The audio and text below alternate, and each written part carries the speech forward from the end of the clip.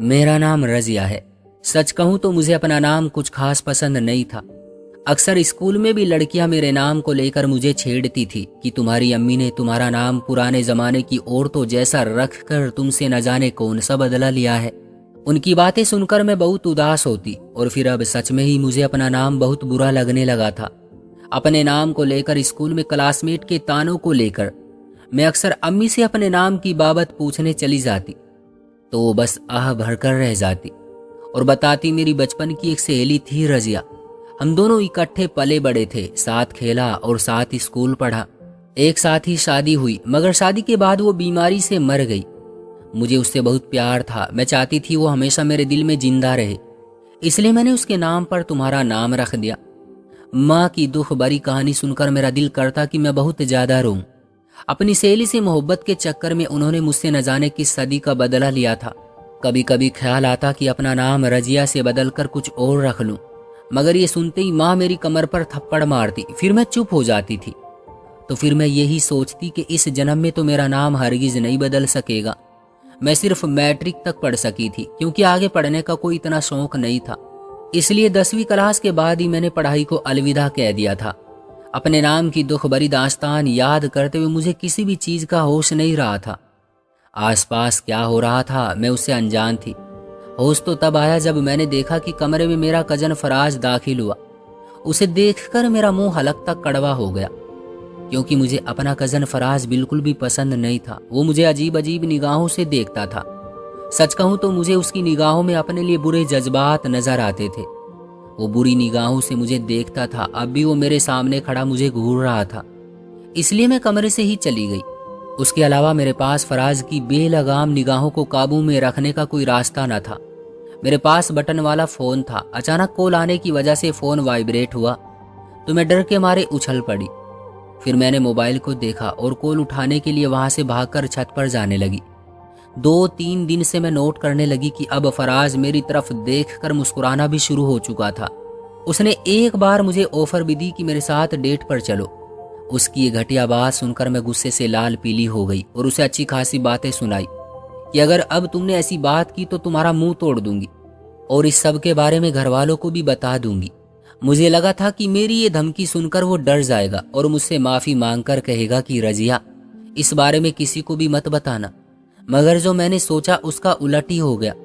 वो अभी मुझे शैतानी मुस्कुराहट के साथ हंसते हुए देख रहा था। उसके बाद वो मेरे करीब आया और कान के पास झुककर उसने कुछ ऐसा कहा कि मेरे होश उड़ गए, मेरी रूह फना हो गई। वो कहने लगा, अगर तुम कल मेरे साथ डेट पर ना गई तो मैं ये राज सबको बता दूंगा। उसकी बातों से मैं डरकर रोने लगी और हाथ जोड़कर उससे मिन्नतें करने लगी कि इस बारे में किसी को भी मत बताना, मैं तुम्हारे साथ जाऊंगी। मैं दिल में फराज को गालियां देने लगी। मुझे उससे नफरत हो चुकी थी। ऐसे घटिया इंसान की मैं शक्ल तक देखना गवारा ना करूं। मगर अब जो कुछ उसने मुझे कह दिया था, इस राज को राज रखने के लिए मुझे उसकी सब बातें माननी पड़ी थी। मेरी अम्मी दिल की मरीज थी, मैं उनसे बहुत प्यार करती थी। अगर उन्हें इस राज के बारे में पता चल जाता तो वो सदमे से शायद जिंदा ना रह पाती। माजी में अम्मी के साथ कुछ ऐसा हुआ था जिसने उन्हें तोड़कर रख दिया था। अब उनके अंदर और किसी गम या सदमे को बर्दाश्त करने की हिम्मत नहीं थी। रात हुई तो मैं फराज के बारे में सोचने लगी। मेरा दिल कर रहा था कि उसको मार ही डालूं कि इतने में बाबा घर आ गए। वो हमेशा जब भी आते थे मुझ पर या अम्मी पर बहुत सारा गुस्सा निकालते थे। शायद उन्हें मुझसे और अम्मी से कोई मोहब्बत नहीं थी, मगर आज जो हुआ वो शायद आज से पहले कभी नहीं हुआ था। बाबा रिक्शा चलाते थे। जैसे ही रिक्शे को वो गैराज में खड़ा करके आए, उनके चेहरे पर मुझे मुस्कुराहट नजर आई। उनके हाथ में एक शॉपर था। वो मुझे मुस्कुरा कर कहने लगे, ये लो रजिया बेटा। उन्होंने मुझे शॉपर दिया और अपने कमरे में चले गए। मैं हैरान परेशान सी अपने कमरे में देखने के लिए आई कि बाबा मेरे लिए क्या लाए हैं। जैसे ही मैंने उस शॉपर को खोलकर देखा तो मेरा दिल उछलकर जैसे हलक में ही आ गया। मैं सोचने लगी कि ये बाबा के पास कैसे आ गया था। ये तो मैंने उसको दे दिया था। मेरे हाथ पांव कांपने लगे थे। मैंने फौरन पता करने के लिए उसे फोन मिलाया। इतने में अचानक बाबा आ गए। मैं थर थर कांपने लगी। बाबा मेरी बातों को शायद सुन चुके थे, क्योंकि मैं उसका नाम भी ले चुकी थी। लेकिन हैरत वाली बात यह थी कि बाबा गुस्से से नहीं बल्कि प्यार से मुझे देख रहे थे। वो यूं जाहिर कर रहे थे जैसे उन्होंने कुछ सुना ही नहीं। वो बोले, रजिया बेटी आओ खाना खा लो। मैं खाना खाने के लिए अम्मी के कमरे में आ तो गई थी, मगर मुझसे कुछ भी ठीक से खाया नहीं जा रहा था, क्योंकि मुझसे अभी तक बाबा का यह बदला हुआ रवैया हजम नहीं हो पा रहा था। मैं परेशान सी थी। बाबा ने जिंदगी में हमेशा मेरे और अम्मी के साथ बुरा सलूक और रवैया रखा था। वजह यह थी कि बाबा की शादी उनकी पसंद से नहीं हुई थी। अम्मी ने शादी के 22 सालों में बहुत दुख देखे थे। इन 22 सालों में आज शायद पहली बार बाबा ने अम्मी से अपना रवैया एकदम मोहब्बत भरा कर लिया था। तो मैं कैसे हैरान ना होती। मैं एक तरह से खुश भी थी कि अम्मी को उनके सब्र का बदला मिल गया, मगर मैं नहीं जानती थी कि कितना बड़ा तूफान हम सब की जिंदगी में आने वाला था, जो हम सब की रूह कंपाने वाला था।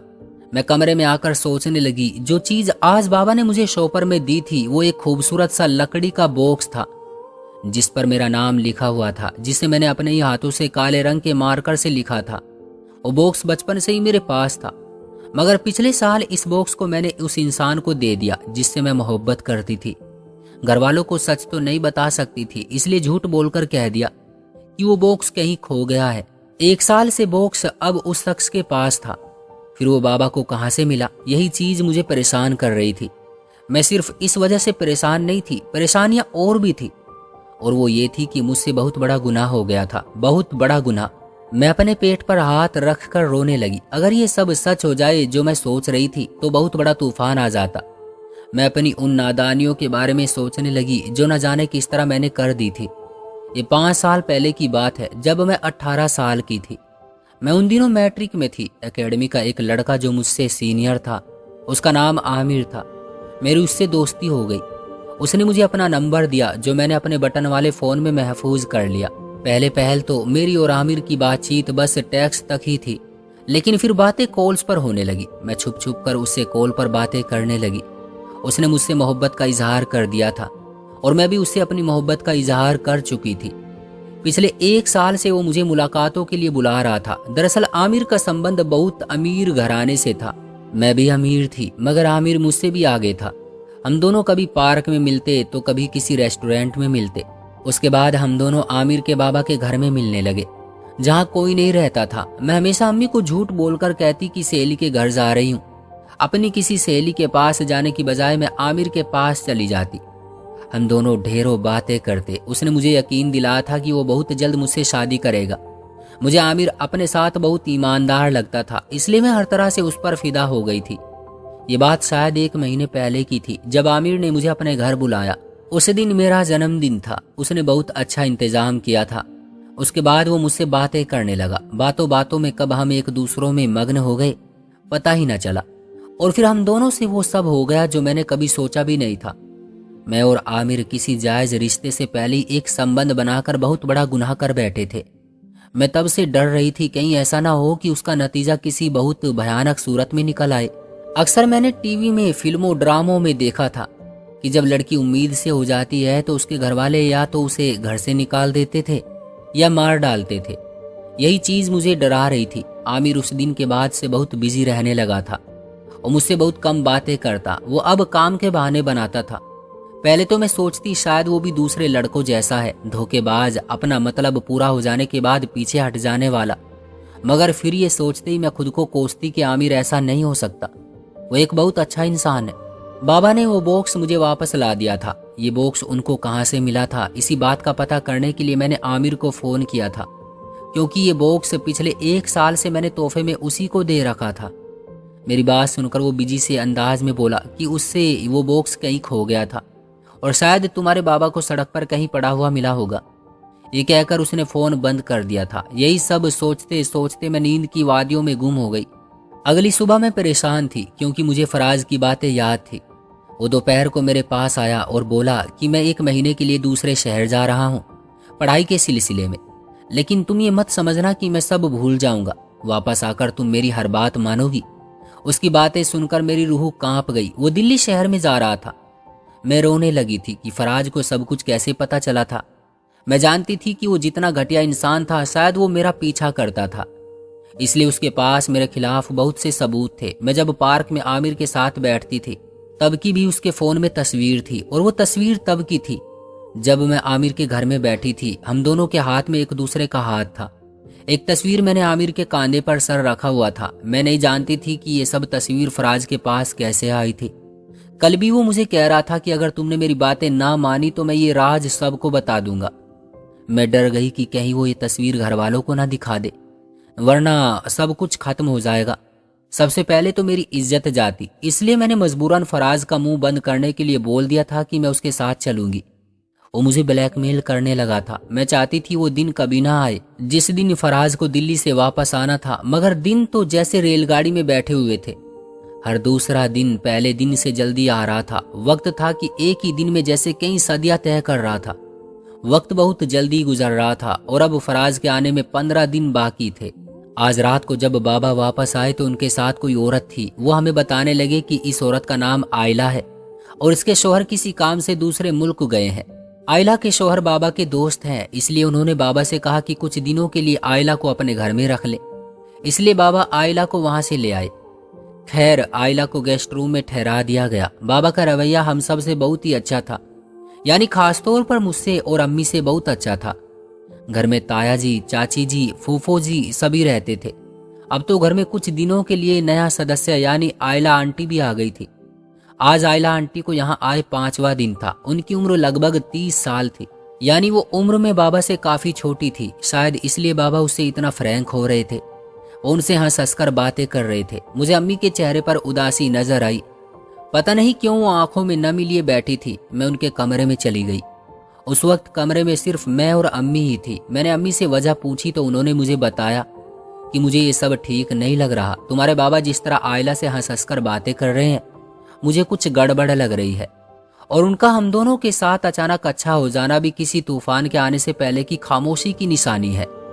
अम्मी की बातें सुनकर मैं हंस दी और इस बात पर ज्यादा गौर न करते हुए इसे मजाक में उड़ा दिया कि अम्मी, आप बाबा से बहुत प्यार करती हैं, इसलिए कुछ ज्यादा ही महसूस कर रही हैं। बाबा सिर्फ आपके हैं, इसलिए इस बात से जेलस ना हो कि वो क्यों हंस हंसकर आयला से बातें करते हैं। मैंने अपनी तरफ से अम्मी को समझा दिया था, मगर न जाने उन्हें मेरी बात समझ आई थी या नहीं। रात को सोने के लिए मैं अपने कमरे में आ गई। मैं आमिर के बारे में सोचे जा रही थी कि वो बहुत बिजी हो गया है।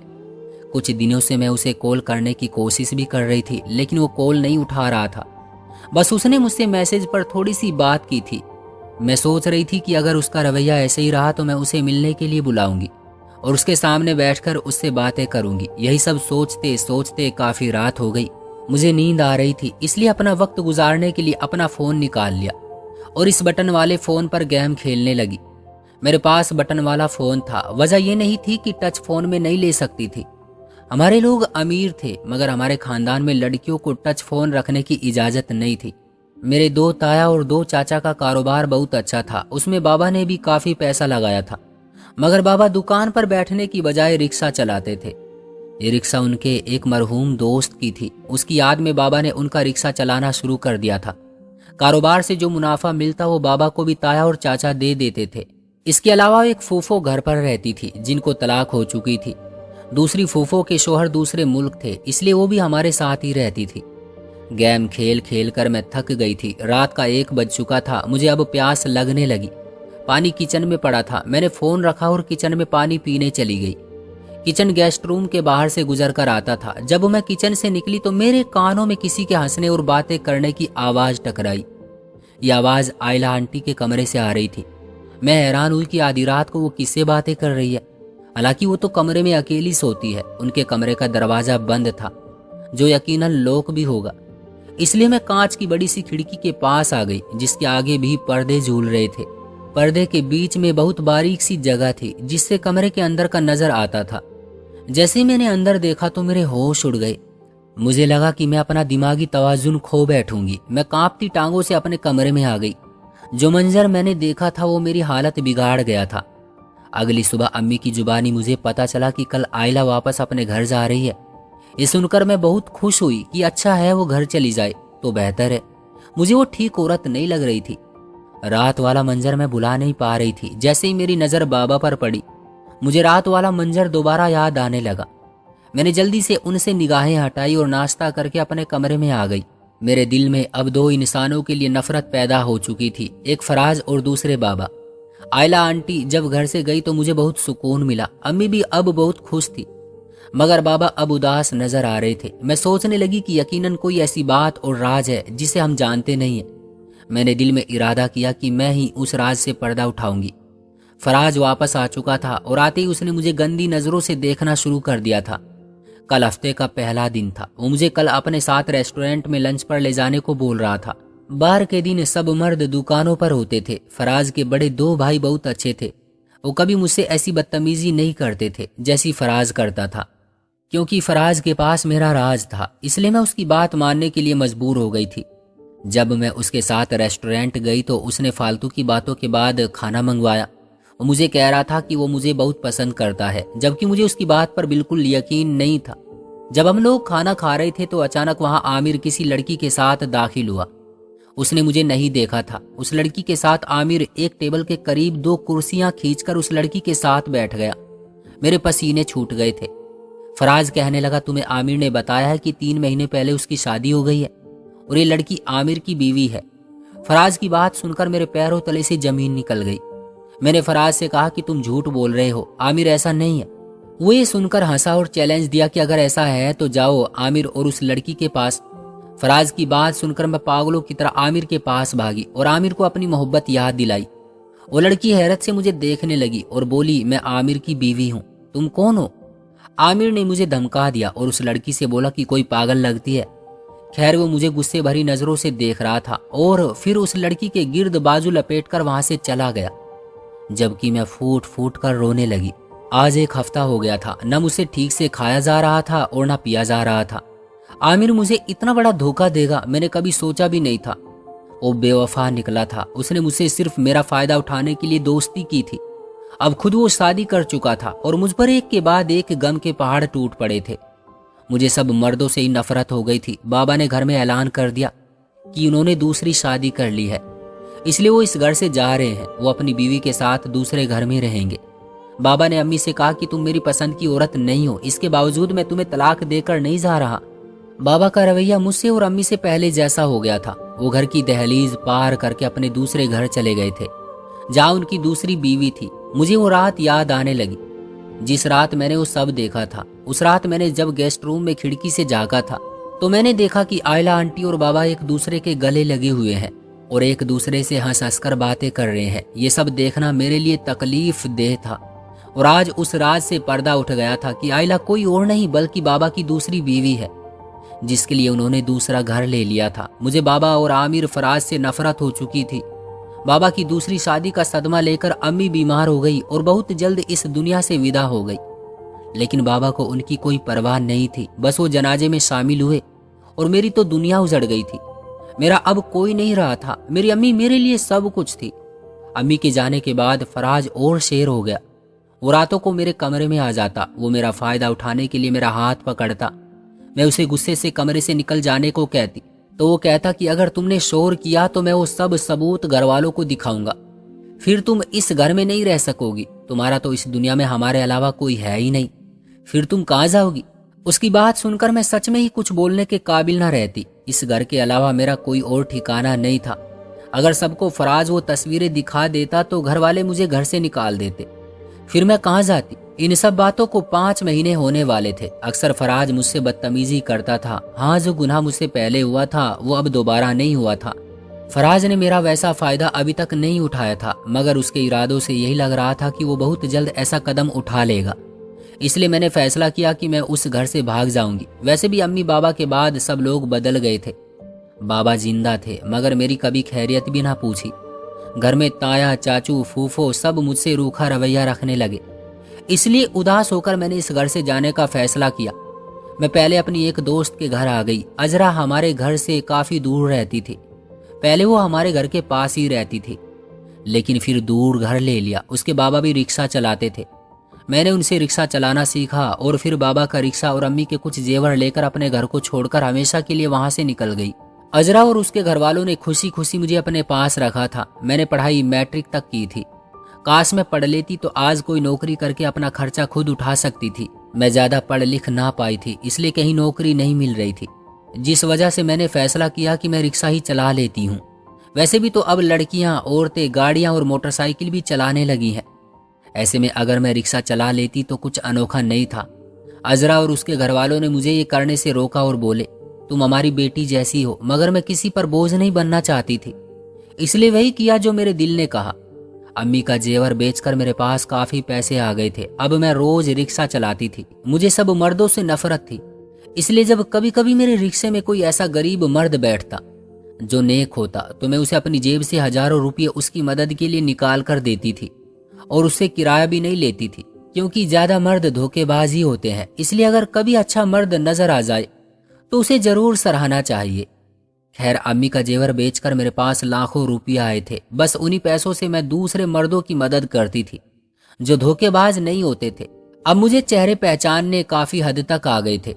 जब भी कोई अच्छा मर्द रिक्शे में बैठता तो मैं उसकी मदद कर देती। वो बहुत खुश होता और मुझे दुआएं देता। ज्यादातर मर्द जो मेरे रिक्शे में बैठते थे वो गरीब ही होते थे। मुझे रिक्शा चलाते हुए 3 साल हो गए और इन 3 सालों में उन लोगों की दुआओं की वजह से मुझे काफी तरक्की मिली जिनकी मैं मदद करती थी। आज जिस लड़के को मैंने अस्पताल छोड़ा था, मुझे उससे काफी हमदर्दी महसूस हुई। वो मुझे काफी गरीब लगा था, इसलिए मैं सोच रही थी कि उसको पैसे दे देती हूँ, मगर उससे पहले ही उसने बोल दिया, रजिया तुमने वाकई मुझे नहीं पहचाना। मेरी रूह लरस गई जब उसने बताया कि वो आमिर है, वही आमिर जिसने कुछ साल पहले मुझे इतना बड़ा धोखा दिया था कि मैं टूट गई थी, और फिर मैंने भी उसे अपने दिल से बुला डाला था। आज वो आमिर मेरे रिक्शे में इतनी गरीब वाली हालत में रोता हुआ बैठा था, इसलिए तो मैं उसे पहचान नहीं पाई थी। उसने मेरे आगे हाथ जोड़े और कहने लगा, मेरी एक बार बात सुन लो। मुझे ना जाने क्यों उस पर तरस आने लगा, इसलिए मैंने रिक्शा रोक दिया और उसे कॉफी शॉप पर ले आई ताकि उसे जो कहना है वो बोल दे। सर्दियां थी, इसलिए अपने अंदर थोड़ी हरारत पैदा करने के लिए मैंने अपने और आमिर के लिए कॉफी ऑर्डर की। आमिर ने मुझे बताया कि उसने जिस लड़की से शादी की थी वो धोखेबाज निकली। उसके कई मर्दों से संबंध थे। वो बाबा के कारोबारी हरीफ की बेटी थी। वो बहुत अमीर थी। उसकी अमीरी देखकर मैंने उससे शादी की, मगर बाद में असलियत खुली तब तक बहुत देर हो चुकी थी। वो हमारी सारी दौलत और जायदाद हत्या कर जा चुकी थी। हम लोग गरीब हो गए। अम्मी बाबा के सदमे से बीमार रहने लगी। बाबा की तो डेथ हो गई, बाकी रिश्तेदारों ने हमें अपने पास रखने से मना कर दिया। अम्मी का इलाज करने के लिए नौबत यहाँ तक पहुँच गई कि मैं भीख मांगने लगा।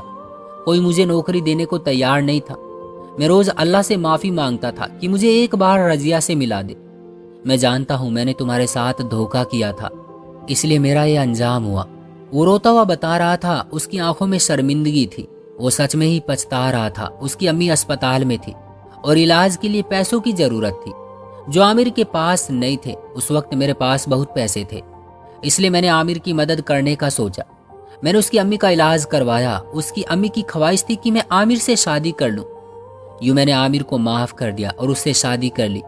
अब मेरे पास एक मजबूत सहारा था। अब फराज जैसा घटिया आदमी मेरा कुछ बिगाड़ नहीं सकता था। मैंने अम्मी से सीखा था, जो शर्मिंदगी लेकर वापस आए उसे माफ कर दो। आमिर वाकई बदल गया था और वो एक ईमानदार शौहर साबित हुआ था। मैंने हमेशा अपने रिक्शे में बैठने वाले गरीब मर्दों की मदद की थी, इसलिए अल्लाह ने मुझे एक खूबसूरत बदला दिया था। दोस्तों, आपका क्या कहना है इस कहानी के बारे में? कमेंट बॉक्स में हमें जरूर बताइएगा। वीडियो को लाइक और चैनल को सब्सक्राइब कर लीजिएगा ताकि आने वाली वीडियो आपको तुरंत मिले।